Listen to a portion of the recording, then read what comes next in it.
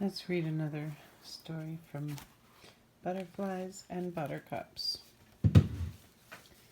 And not all of these are stories. Some of these things are little interesting tidbits of history.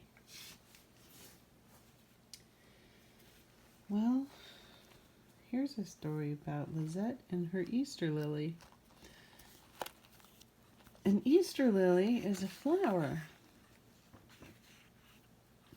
by Tom. And so this story is written by Thomas W. Handford. I never hear the music of the Easter bells or inhale the sweet breath of the first flowers of spring. You know what those are? The first flowers of spring are usually daffodils and bulbs that push up out of the ground to let us know spring is coming around. But I'm reminded of a springtime long ago and of our little Lizette and her Easter lily. We were rather a large family up at the Old Cliff Farm, and a very happy family, for though father was not rich, he was well off, enough not to worry, and as he used to say, that was about as rich as any man could be. Mother was half Puritan, half Quaker, and if in those days Jan had been in search of an angel in a drab gown with a large white apron on, he would have found her at the Old Cliff Farm. There were 6 of us children: Sarah, Belle, and Lizette, Dan, Joe, and I. Yeah, just half a dozen of us, properly mixed, as father used to say. Well, we were mixed in a very real sense. The family likeness was on us all, and if mother's judgment was to be accepted, we were as bony as brood as ever gladdened a mother's heart.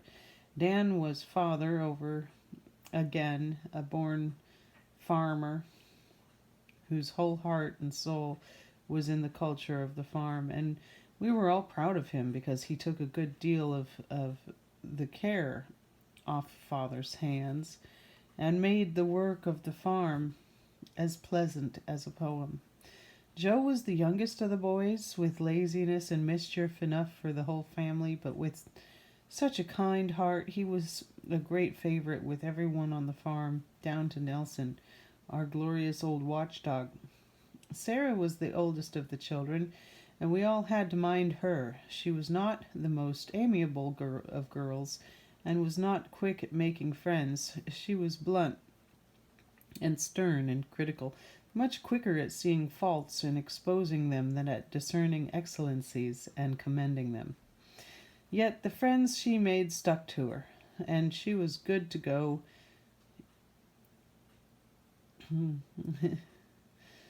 into trouble, if you ran into trouble. Many and many a heartache, said Sarah, saved me by standing between me and my just deserts. Belle and I fell into line than any of the rest of the children. We had tastes in common, and those ran in the direction of reading and studying. Belle was a beautiful girl, a girl for any brother to be proud of.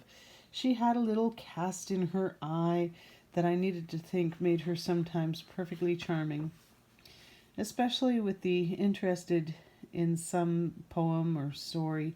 Joe said he believed Belle had got her squint through reading small print by lamplight, but his supreme contempt for my mode of life found expression in the opinion that whatever I might know about books, I did not know a chipmunk from a weasel.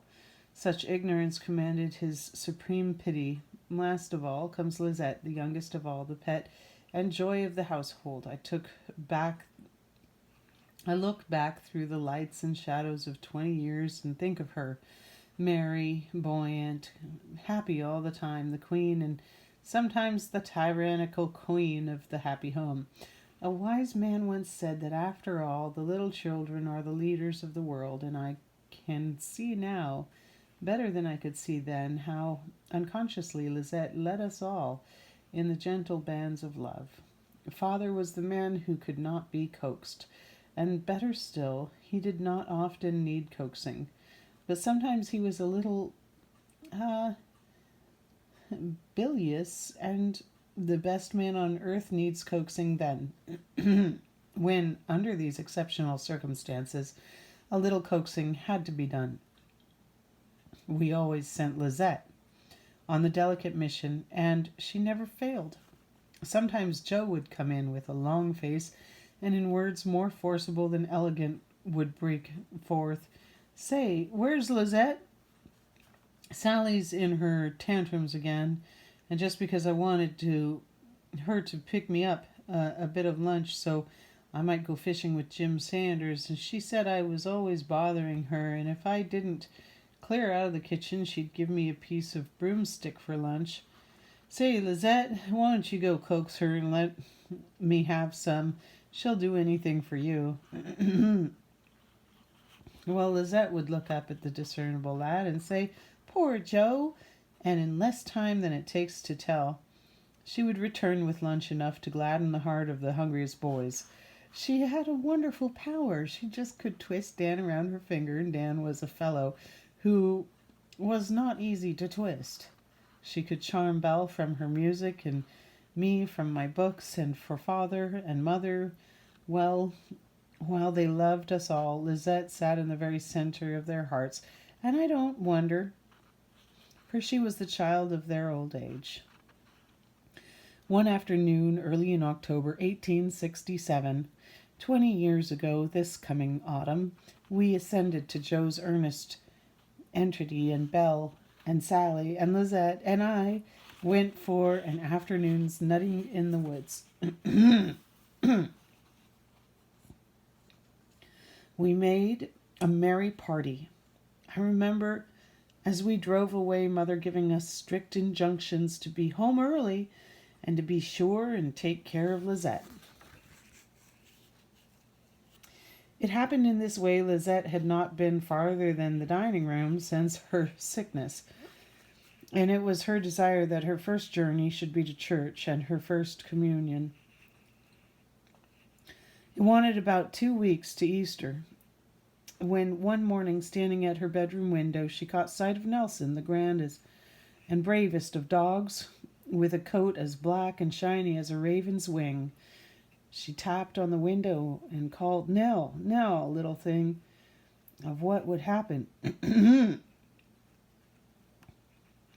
Little thinking of what would happen, the affectionate dog had not been seen his young mistress since he had gone and taken her and put her to bed, for Nelson was never allowed in the house. But the sign of the face that he loved with all his doggy heart was just too much for him. He lost control of himself, and with a cry of delight that seemed almost human, he dashed through the window, upsetting the flower stand and hurling the lily to the ground, shattering the pot in which it was set to atoms. Happily, Dan was near at hand and caught Nelson and quieted him before he could do any more mischief. Lizette burst into tears, and I think she would have forgiven Nelson even if he had killed her Easter lily. But that lily bore a charmed life, and with Sally's care soon seemed to forget its latest disaster. At last came Easter Sunday, a day I'll never forget. It was a day of perfect beauty, one of God's own gifts of grace to the world. The lily was in perfect bloom, and Joe begged the privilege for taking it down to the church before the service began. And Lizette, I never saw her look so calm, so gentle, so beautiful. We all went to church that morning. The lily was on the altar, and Lizette was among the young candidates. The whole scene comes back to my memory now. Mr. Hunter's eyes were filled with tears, and his voice was tremulous as he laid his hand on the head of Lizette, and thanked God who had answered our prayers and hopes. I turned to look at father and mother. Their faces shone with happy delight as they saw the last of their children bowing before the altar before which they had bowed together in early youth. They doubtlessly felt they had not lived in vain.